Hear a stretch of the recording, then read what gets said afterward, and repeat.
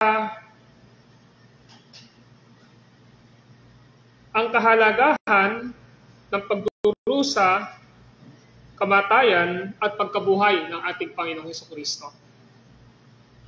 Bigyan ko muna kayo ng pagpapaalala sa ating napag-aralan for the past last Sunday school natin. Isang maiksing pagre-review po. Doon sa Lord's Day 15, pinag-aralan natin na si Hesukristo ay nagdusa sa hatol ni Poncio Pilato. Nakita natin yon kung saan pinakikita ron na si Hesukristo sa lahat ng panahon nabuhay sa daigdig, lalong higit sa huling yugto ng kanyang buhay sa lupa ay binata ng kanyang katawan at kaluluwa ang puot ng Diyos laban sa lahat ng sangkatauhan, kasalanan ng sangkatauhan. Nang sa gayon, sa kanyang pagpapasakit bilang tanging handog na nag-aalis ng puot ng Diyos ay matubos niya ang ating katawan at kaluluwa sa walang hanggang kaparusahan at matamo para sa atin ang basbas ng Diyos, patwiran at buhay na walang hanggan. So yun yung sagot bakit siya nagdusa sa atin ni Poncio Pilato. Para sa atin yun. Yung question 38, tinanong natin doon, bakit siya nagdusa sa hatol ni Poncio Pilato? Ang sabi ron na siya, na ang ating Panginoong Hesukristo na walang kasalanan, ngunit hinatulan na makalupang hukom upang tayo ay makalaya sa ilalim ng matinding kaparusahan ng Diyos. Tapos yung question 39, mayroon bang kahalagahan ang kamatayan ni Kristo sa krus kaysa namatay siya sa ibang kaparaanan? Ang sagot, mayroon. Sa ganung paraan, ay ako'y may katiyakan na kanyang inako ang sumpa na dapat ay sa akin, sapagkat ang kamatayan sa krus ay sumpa ng Diyos. So, napag-aralan natin doon sa Lord's Day 16 na bakit kinakailangan si Kristo ay magpakababa hanggang sa kamatayan sa cross. Sinagot natin yon sapagkat ayon sa katarungan at katotohanan ng Diyos, ang kabayaran ng ating mga kasalanan ay hindi maaaring maganap maliban sa kamatayan ng anak ng Diyos. Sa question 41, bakit siya rin ay inilibing?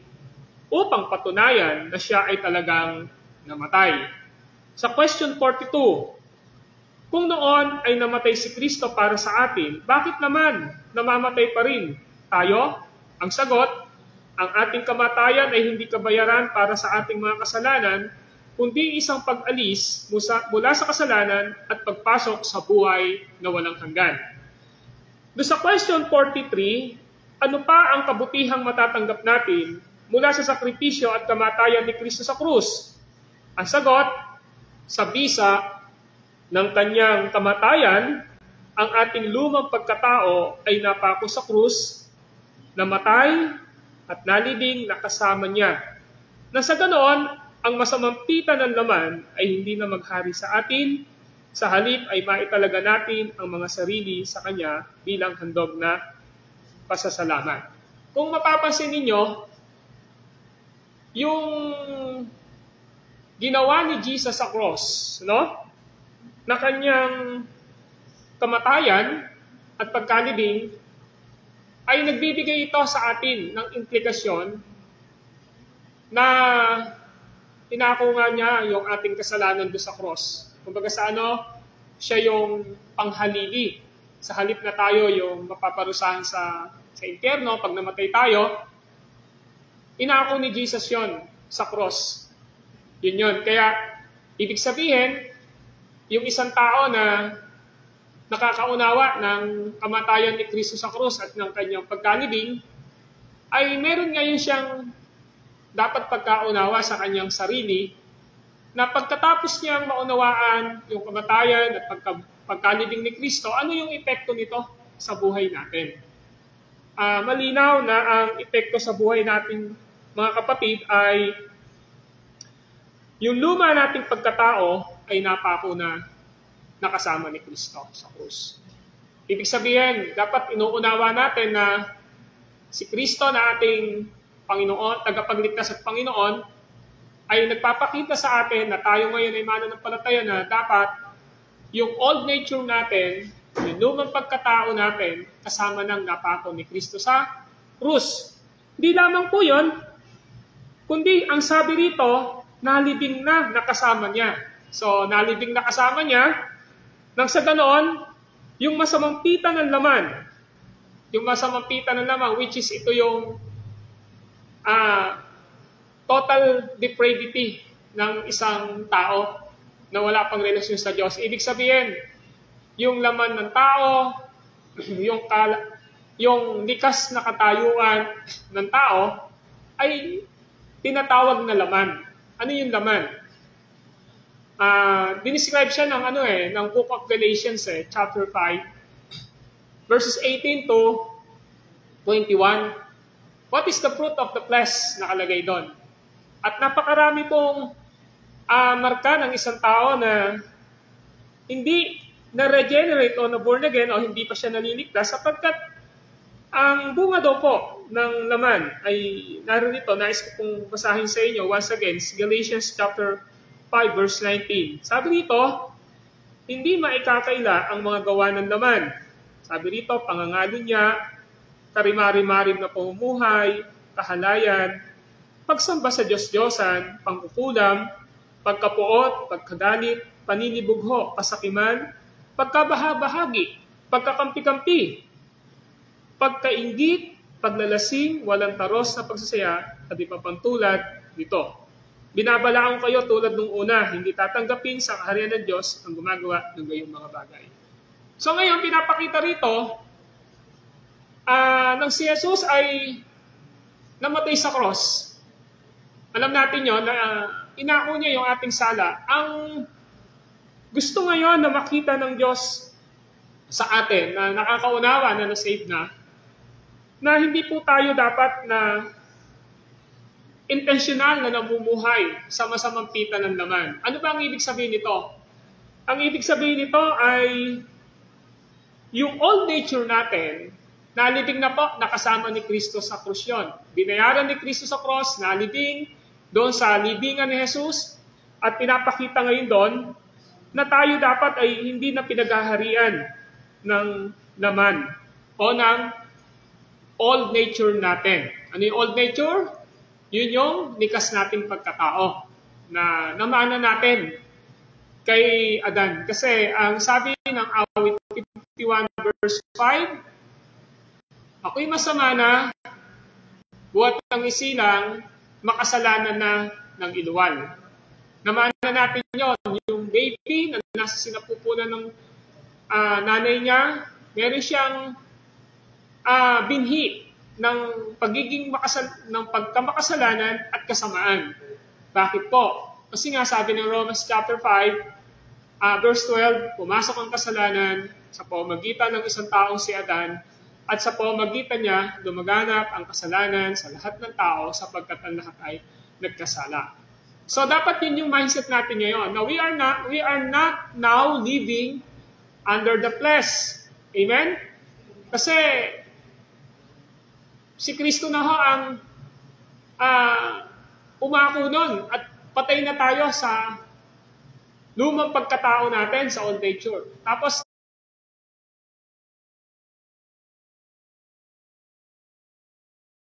nilibing na po yun. Kaya ang sabi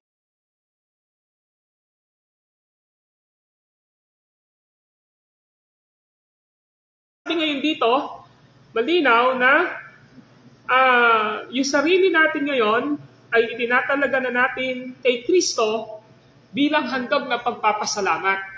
Ano ibig sabihin po nun? Yung buhay natin ngayon, dapat ginagamit natin ngayon para sa kaluwalhatian ng Diyos. Ano mang bahagi ng ating katawan. Doon sa 1 Corinthians chapter 6, meron kayong mababasa doon, na once na tayo ay nakaunawa sa lahat ng ginawa ni Jesus Christ sa atin doon sa cross, may binanggit doon sa 1 Corinthians chapter 6. Maaari niyo po akong samahan if you want. Ang sabi po ng 1 Corinthians chapter 6 ay ganito, mga kapatid, sa talatang 19, hindi ba ninyo alam na ang inyong katawan ay templo ng Espiritu Santo na nasa inyo at tinanggap ninyo mula sa Diyos. So yung lahat na nakaranas na ng pagliligtas ng ating Panginoong Hesukristo, ang sabi niya ngayon, yung katawan ng mga mananampalataya, ayo po yun, ay templo na ng Diyos at ang Espiritu Santo ay nananahan sa atin ngayon. Ngayon, ano yung dapat daw mangyari kapag ang Espiritu Santo ay nasa atin na? Ang sabi rito, tuloy ko po sa verse 19, 6:19, hindi ba ninyo alam na ang inyong katawan, inulit ko lang po, ay templo ng Espiritu Santo na nasa inyo at tinanggap ninyo mula sa Diyos? Tingnan niyo po yung kasunod. Ano yung kasunod? Ang inyong katawan ay hindi talagang inyo, kundi sa Diyos. So ngayon, yung katawan natin ito, hindi pala natin to pag-aari. Meron nang nagmamay-ari nito. Sino daw po? Ang Diyos, tama po ba? Ngayon, kung ang Diyos po ang naghahari na ngayon o may-ari ng buhay natin, paano nangyari yon? Sa verse 20. Ang sabi doon, binili niya kayo sa malaking halaga. Ano ibig sabihin nito? Pag sabing binili, ibig sabihin po, may nagbayad po, no, ng ating pagiging depraved o makasalanan. Sa tingin nyo, sino po yung ipinagbili ng Panginoong Diyos Ama? Sabi rin kasi sa verse 20, binili kayo ng Diyos sa malaking halaga. Alam nyo kung sino po yon? Si Kristo po yon. Siya ho ang nagbayad ng ating kasalanan sa cross. Siya yung bumili sa atin, ay siya yung pinambayad ng Ama sa kasalanan natin. Kaya yung word na ginamit dyan, yung malaking halaga. Hindi ho pwedeng tapatan po ito ng anumang yaman ng mundong ito. Kasi ang pwede lang ho na mag-save sa atin at pwede lang magbigay sa atin ng kalayaan sa kasalanan. Alam nyo, hindi ho pera, hindi ho tao, hindi sino pa man, kundi ang Diyos na nagkatawang tao at yun po ay si Kristo. Na binayaran niya ang ating kasalanan nang namatay siya sa cross. Kaya nga sabi po ng 2 Corinthians chapter 5 din po, verse 21, gusto ko pong ipaunawa sa inyo, siya na walang kasalanan ay ginawang makasalanan para sa atin. Ang sabi ng 2 Corinto chapter 5, verse 21, hindi nagkasala si Kristo. Nasusundan niyo po ako, 2 Corinthians 5:21. Hindi nagkasala si Kristo, ngunit dahil sa atin siya ibinilang na makasalanan upang makipag-isa tayo sa Kanya at mapabanal sa harapan ng Diyos sa pamamagitan niya. Paano tayo magiging righteous? Paano tayo magiging matuwid at hindi na tayo titingnang makasalanan ng Diyos ngayon, Ama, sa pamamagitan ni Kristo? Kaya nga, si Kristo na walang kasalanan ay ginawang makasalanan ng Ama para sa iyo at para sa akin. Dahil gusto niya na tayo ay matubos sa pagiging sinners natin. Kasi ang destiny ng isang tao na makasalanan ay papunta po sa apoy ng paghihirap at sa walang hanggang apoy na asupre na hindi mamamatay. Nakita niyo po yon? Kaya balik tayo sa 2 Corinthians, 1 Corinthians chapter 6, verse 20. Bilhin niya kayo sa malaking halaga. Kaya nung ikasunod po sa 1 Corinthians 6:20, kaya gamitin ninyo ang inyong katawan upang maparangalan ang Diyos. So ngayon, saan na natin gagamitin yung ating katawan? Hindi naman pala natin ito pag-aari. Sa tingin niyo po, hindi naman na pala natin pag-aari yung katawan natin. Pag-aari na pala ito ng Diyos. Si Kristo na pala ang Panginoon ng katawan natin. Saan daw natin gagamitin ngayon ang ating katawan? Sabi, may kaisipan dapat tayo upang maparangalan ang Diyos. At paano natin mapaparangalan ng Diyos? Kung yung old nature natin, yung luma nating pagkatao, ginagawa pa rin natin. Hindi natin mapaparangalan ng Diyos doon. Kung yun dati, yung buhay natin, sabihin natin na ito yung bisyo, tapos ngayon, Christian na tayo, gagawin pa rin natin yun. Mapaparangalan ba natin yung Diyos doon? Hindi po, di po ba? Obviously, hindi po. O namumuhay ka ng ganito, na hiwalay sa prinsipyo ng katotohanan ng salita ng Diyos, hindi ho natin mapaparangalan ang Diyos. So, ibig sabihin po, malinaw po na pinapakita sa atin na yung kabutihang natanggap natin mula sa sakripisyo ng kamatayan ni Kristo sa krus ay hindi ho lisensya para sabihin natin ligtas tayo ngayon, pero mamumuhay pala tayo sa kasalanan. Yun po ay turo ho ng kaaway. Hindi ho galing sa Diyos yun. Kaya ngayon, naiisip natin ngayon sa ating buhay na yung palang matatanggap nating kabutihan mula sa sakripisyo ng kamatayan ni Kristo sa krus, yung pala ang dapat na nagiging laman ng ating pananampalataya. Yun yung nagiging laman ng ating isipan at puso. Na kapag natutoksa na tayo, nagawa ng kasalanan, dapat naiisip natin na kalaban ng Espiritu ang laman. Amen po ba? Magkalaban po kasi ang Espiritu at ang laman. Ngayon, para magtagumpay tayo, saan tayo titingin? Ano yung babalikan natin? Ano yung aral na babalikan natin at doon natin ilalagay yung sarili natin kapag yung laman natin ay nangingibabaw na? Mga kapatid, wala pong iba kundi yung ginawa ni Kristo sa atin sa cross. Babalik po tayo ron at sasabihin natin sa sarili natin, mula sa banal na kasulatan, namatay na akong kasama ni Kristo sa cross. Nalibing nang kasama ni Kristo ang aking kasalanan. At kung ako man ngayon ay nabubuhay ako sa pananampalataya ng anak ng Diyos na umibig sa akin at nagligtas sa akin. Amen?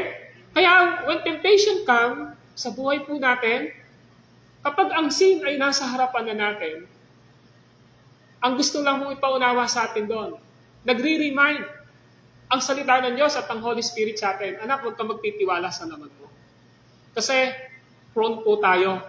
Ano po ibig sabihin ng prone?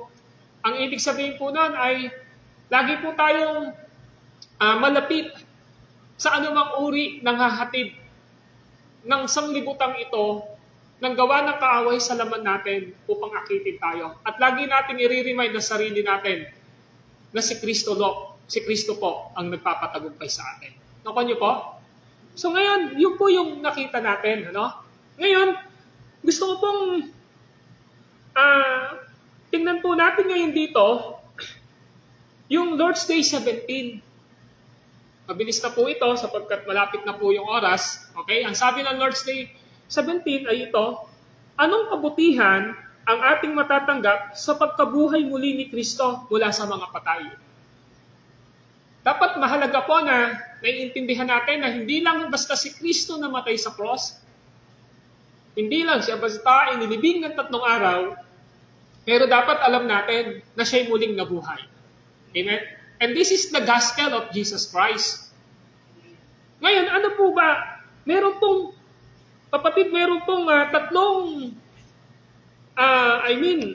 pong tatlong kasagutan dito sa katanungan na anong kabutihan ang ating matatanggap sa pagkabuhay muli ni Kristo mula sa mga patay. Bigyan ko po kayo ng emphasis sa una po na kabutihan na ating matatanggap sa pagkabuhay ni Kristo. Number 1, sa pamamagitan ng kanyang pagkabuhay na muli, ay napagtagumpayan niya ang kamatayan.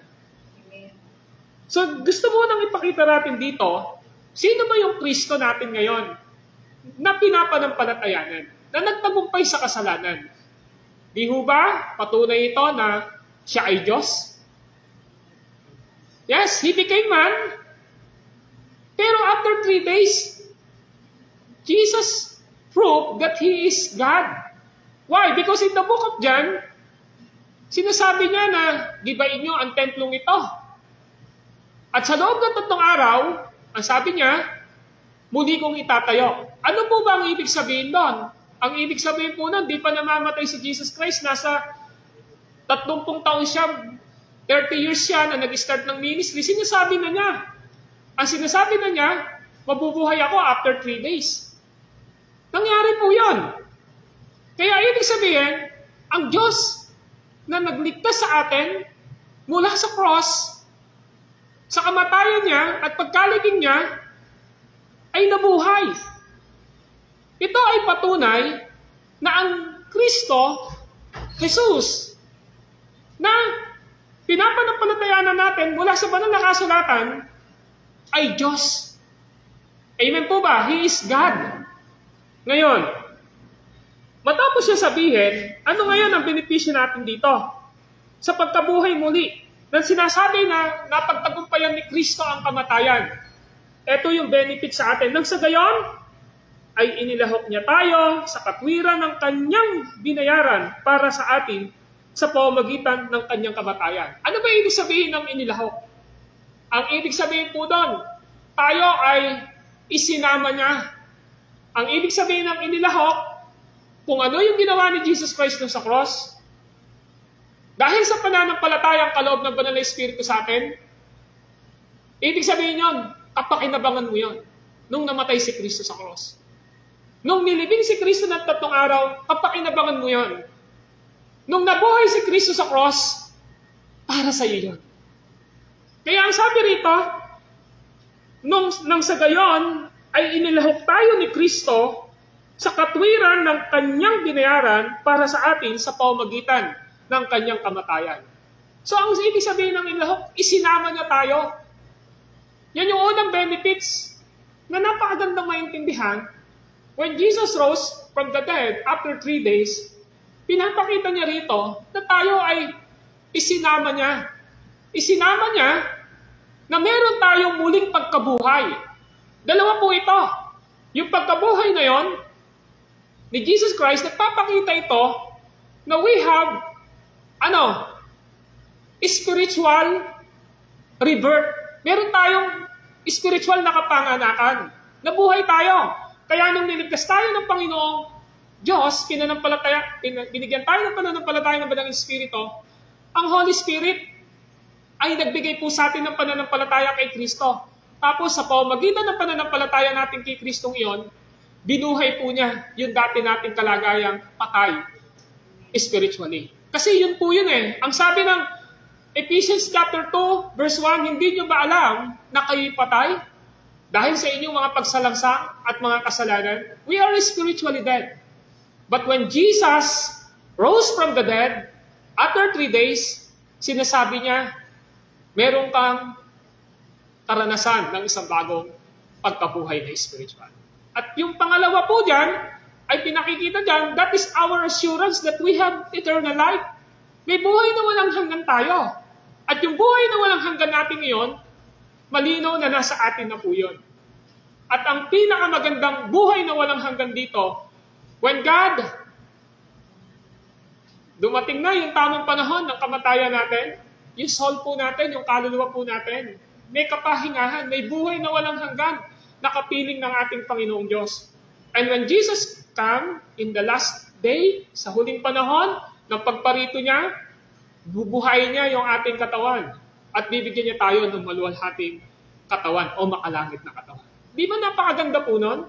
Ngayon, yung pangalawa, pag sinabi ko po inilahok, kaya nga po, this is important for us, na kapag totoo tayong naligtas, hindi lang basta tayo inilahok ni Kristo sa pananampalataya sa Kanya doon sa ginawa niya sa cross. Pero inilahok din po niya tayo sa Kanyang katawan. Amen po ba?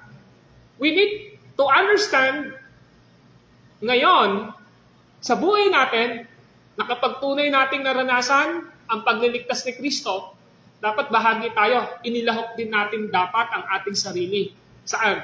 Sa katawan ni Kristo. At ano ba yung katawan ni Kristo? Yun yung kalipunan ng mananampalataya. Ang tawag iglesia. At tayo po yun. Dapat totoo tayong naligtas, hindi ho natin dinidisconnect ang ating sarili sa kalipunan ng mananampalatayang niligtas ni Kristo, and that is His church. Kaya doon pumapasok po yung isang prinsipyo ng theology na outside the church, there is no salvation. Labas sa iglesia, walang kaligtasan. Totoo po yan. Kung totoo tayong naligtas, dahil sa kamatayan at pagkabuhay ni Kristo, di sana bahagi talaga tayo dapat ng isang local church. Dahil yun yung katawan ni Kristo. After we saved, hindi tayo binigyan ng Panginoon, hindi niya tinuro sa Biblia na pag nangyari kang naligtas, Peter, bahala ka na sa buhay mo. Walang ganun tinuturo sa Bible. Ang pinapakita doon, kung nilahap tayo ni Kristo, ibig sabihin, yung lahat ng ginawa ni Kristo sa atin yon, at yung lahat ng benefits ng katamatayan ni Kristo sa krus sa atin yon, dapat malinaw din sa atin na ang utos ng ating Panginoong Kristo, dapat bahagi tayo ng kanyang katawan. And that is the local church. Kaya, questionable po sa akin yung hindi pinapahalagahan ang pagiging member ng church. Questionable po sa akin yun.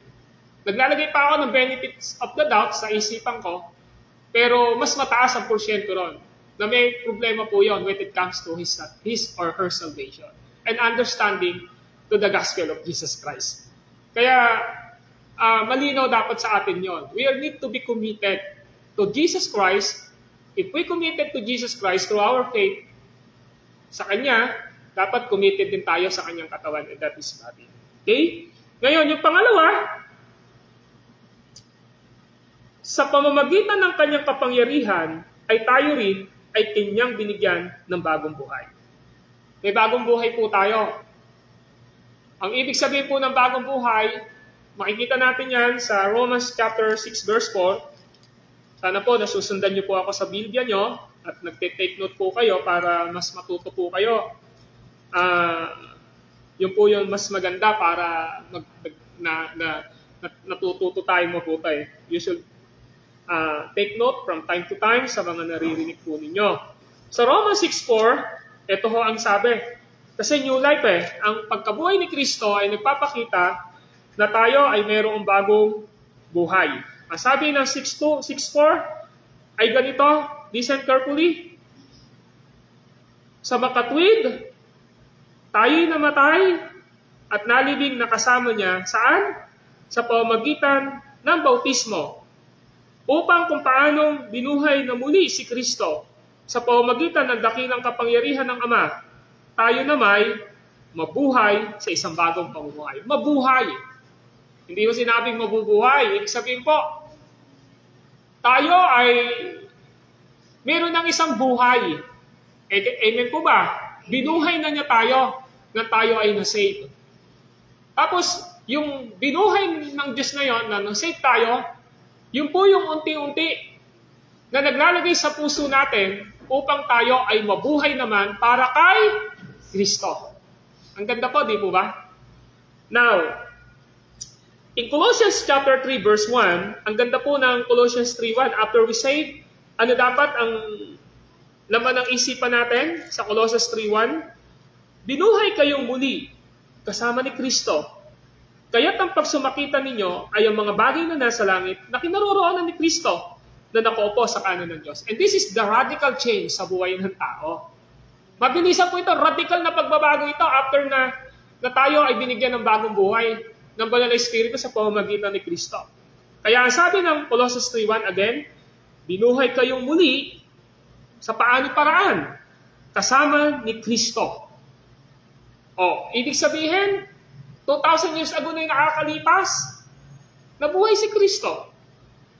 Ngayon, nung naligtas ka at niligtas ka ng Diyos, pinagkalooban ka ng pananampalataya ni Kristo, sabihin na natin 5 years ago ngayon, ang ibig sabihin po nun, yung pagkabuhay ni Kristo, through your faith, na regalo naman ng Espiritu, nasa iyon. May bago kang dapat na buhay na. Ngayon, ang isang tao na nagkaroon ng isang bagong buhay kay Kristo, saan niya ngayon gugugulin ang kanyang sarili? Doon pa rin ba sa dating ginagawa niya? Doon pa niya gugugulin yung buhay niya? Yung dating panahon na hindi pa siya mananampalataya? Ginagawa niya yung mga kinasusok naman ng Diyos. Ginagawa niya yung hindi ayon sa salita ng Diyos.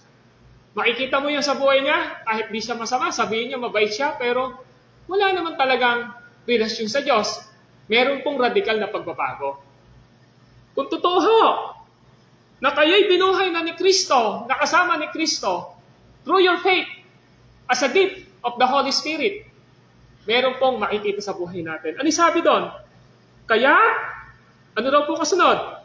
Pag sumakitan ninyo ang mga bagay na nasa langit.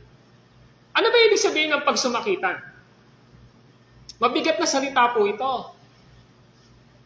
Pagsumakitan. Sa English, seek. Unahin mo.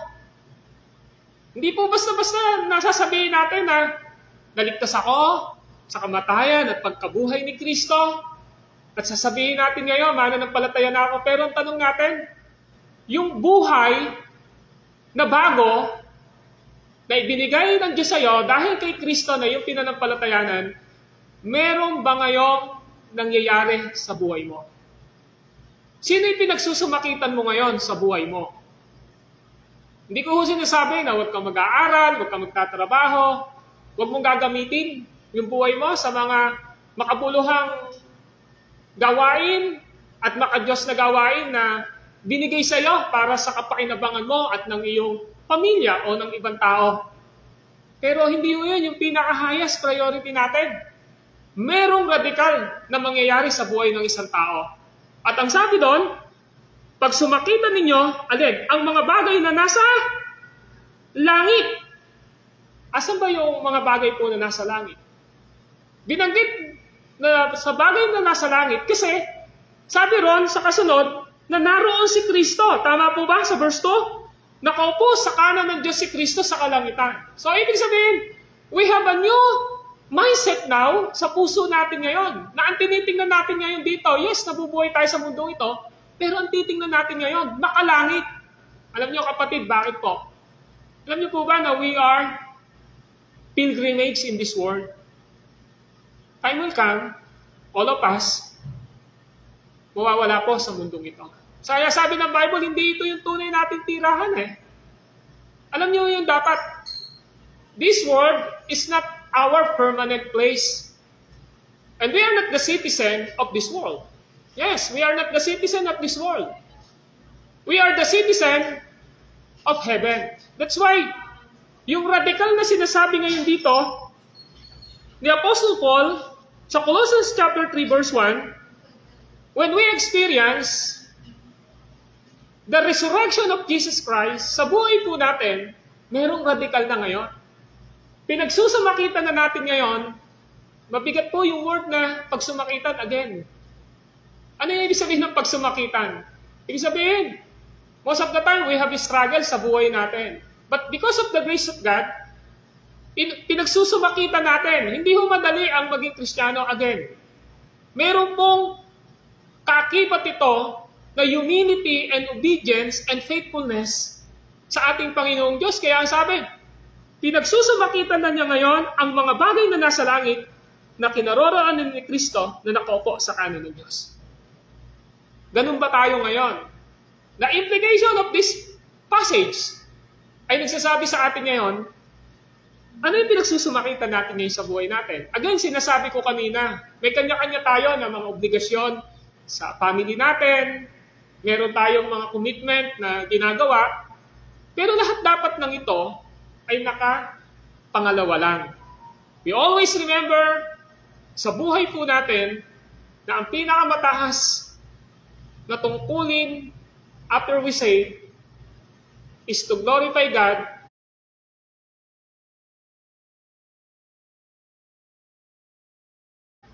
and seek Him every day sa buhay po natin. Kaya sabi, yung titingnan natin ngayon, yung langit. Malinaw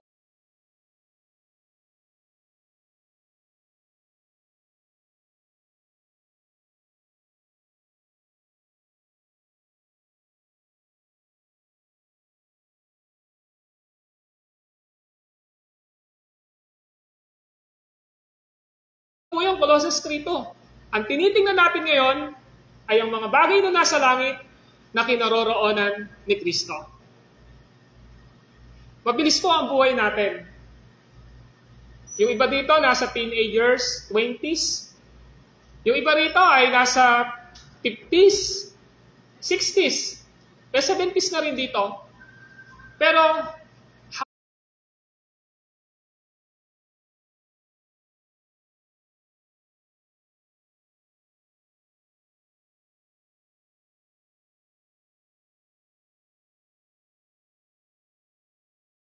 how long we will live in this, how long na mabubuhay tayo sa mundong ito. Kaya nga ho, we are not the citizen of this world. All of us are pilgrimages. Our true citizenship is in heaven.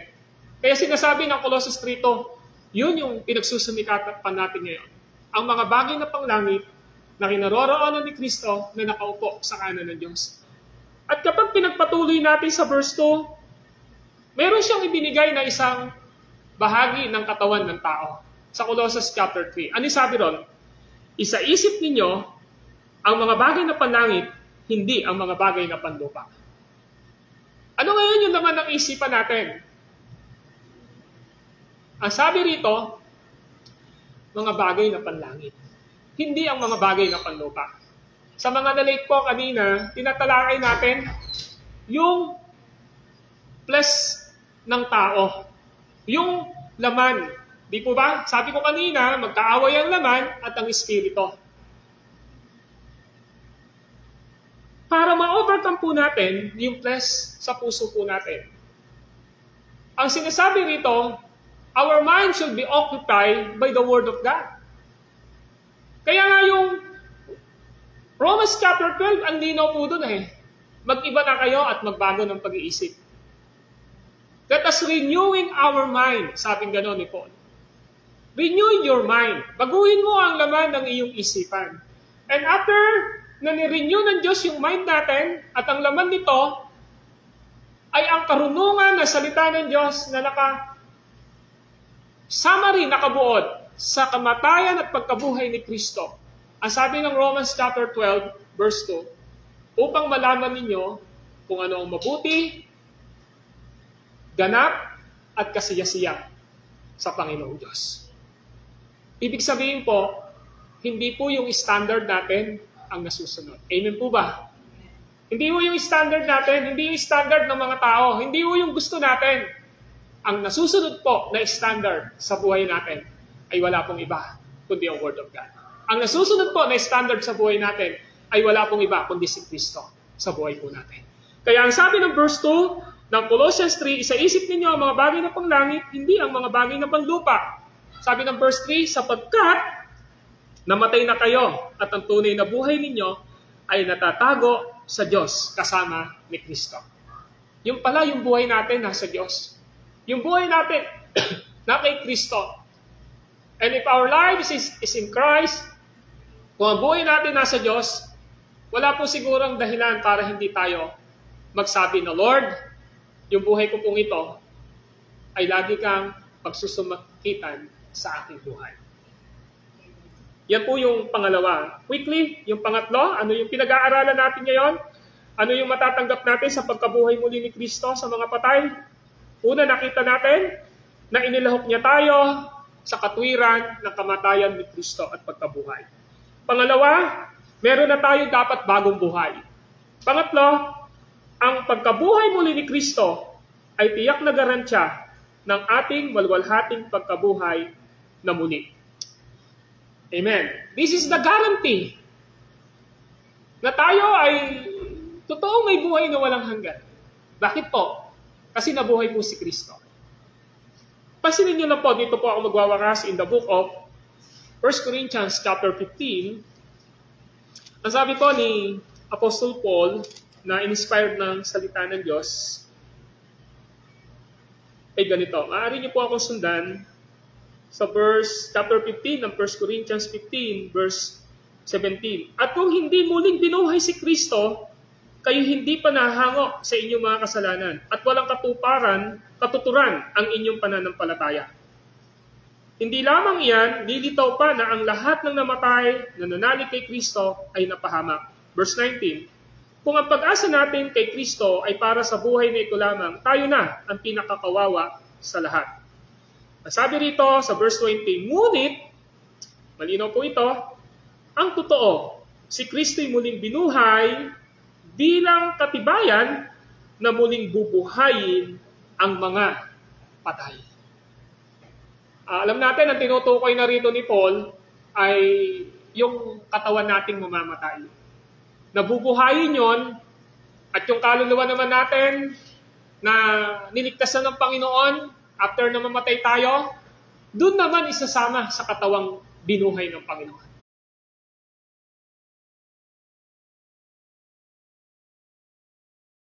At ang tawag po dyan ay maluwalhating katawan. That is glorified body. Kaya di ba sabi ng pahayag, wala nang sakit, di ba? Wala nang luha, wala nang gutom, wala nang karamdaman. Lahat sinabi na, lahat napawi na. Yun yung pinakatotoong pag-asa natin. Kaya ang sabi po rito, sa verse 20, ngunit ang totoo, si Kristo'y muling binuhay bilang katibayan na muling bubuhayin ang mga patay. Ang ganda po ng sinasabi rito. Ano ang gusto ko ipaunawa sa atin dito? Kapatid, the summary of the Word of God is here. Sa ating pinagsama sa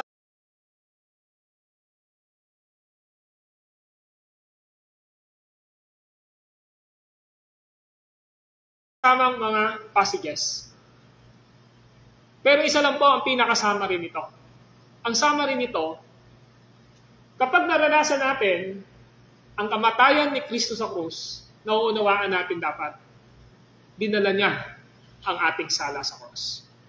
Namatay siya sa krus dahil inako niya ang sala mo. Nilibing siya para ipatunayan sa atin na lahat ng sasampalataya sa Kanya, yung ating old nature, yung ating kasalanan, ay inilibing na kasama ni Kristo. At nagpapakita na nabuhay siya to prove us that He is a God. He is God sa buhay po dapat natin. At ang sabi doon, dahil nabuhay si Kristo, dapat mabuhay tayo sa isang bagong pamumuhay. Sometimes, hindi tayo makaiwas sa simbuyo ng damdamin at laman ng bawat isa sa atin.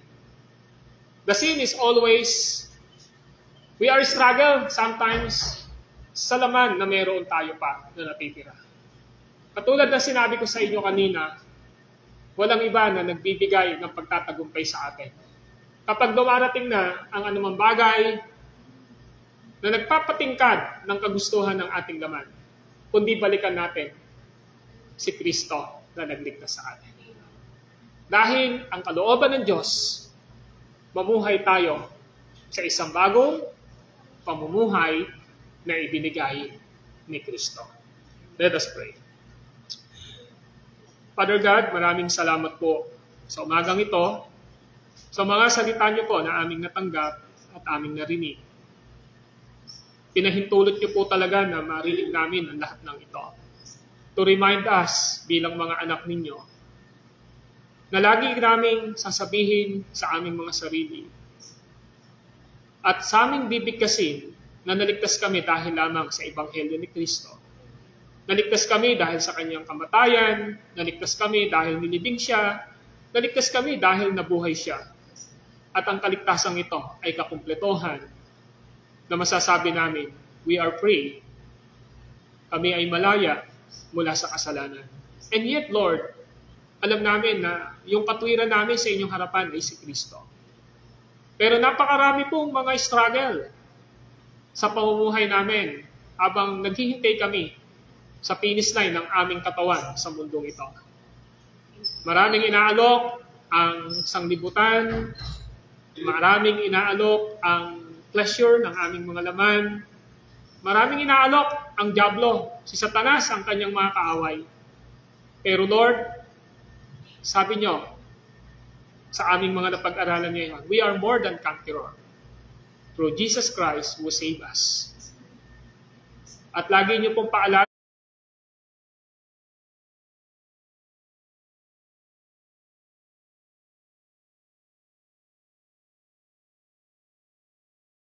na ibalik nyo kami palagi kung paano kami binayaan ng pagmamahal ninyo, Ama, sa pamamagitan ng kamatayan ni Kristo Jesus. Lord, maraming salamat po sa lahat ng natutunan namin sa umagang ito. This is our prayer. In Christ's name, everybody says Amen. Palakpakan po natin.